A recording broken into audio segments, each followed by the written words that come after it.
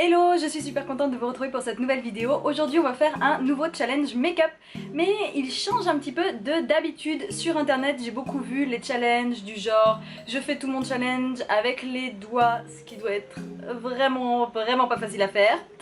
Il y a aussi, bon, vous savez, le Color Makeup Challenge que j'ai déjà fait, le Roulette Makeup Challenge que j'ai déjà fait, et là j'en ai trouvé un autre, alors non pas sur YouTube mais sur Instagram, c'est le One Brush Makeup Challenge. Donc en fait, maquillage avec un seul pinceau.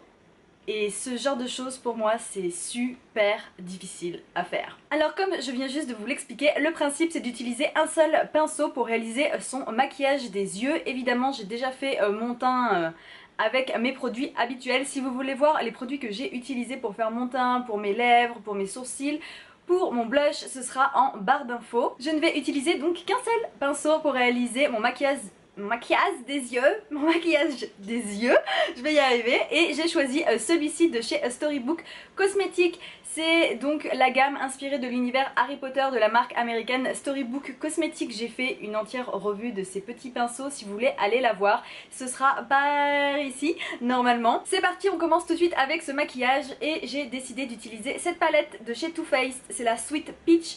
Alors oui, je sais, les couleurs, ça fait pas trop automne, on arrive à l'automne, et en plus, je sais pas si vous pourrez entendre un bruit d'eau ou quoi. En tout cas, si vous entendez ce genre de bruit, c'est parce qu'il pleut des cordes chez moi. Là, en face de moi, j'ai un rideau d'eau. C'est terrible. Mais j'ai envie justement de mettre un peu plus de soleil et de bonne humeur dans mon maquillage.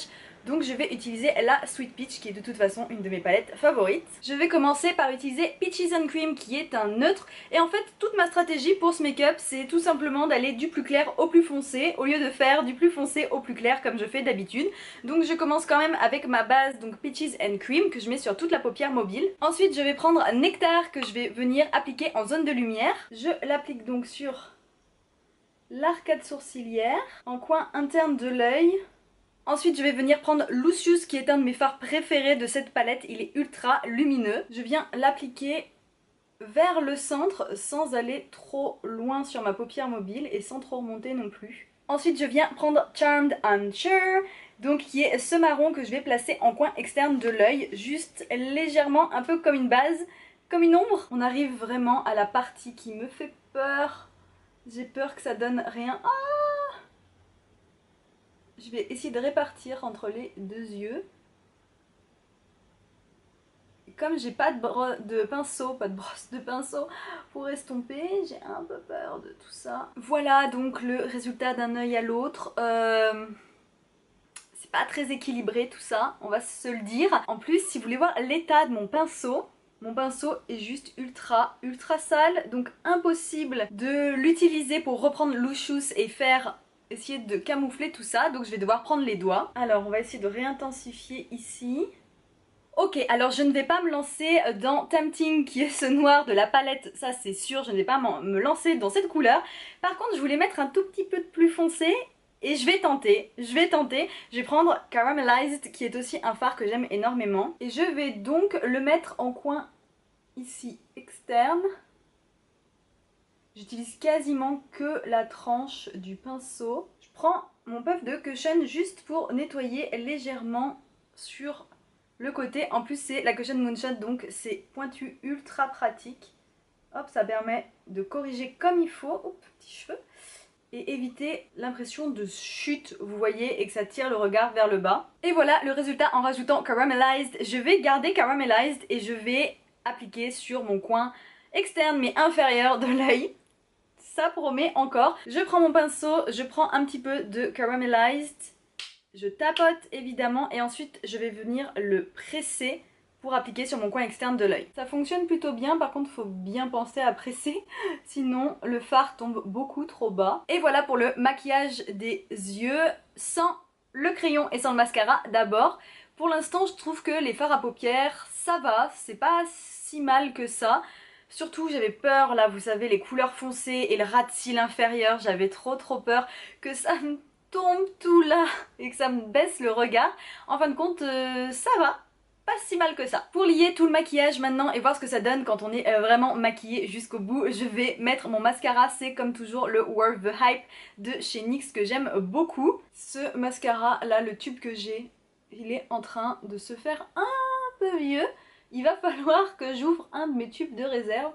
Parce que je trouve qu'il a tendance à faire un peu des paquets en vieillissant. Et il fait ce genre de petites choses aussi en vieillissant, c'est assez pénible.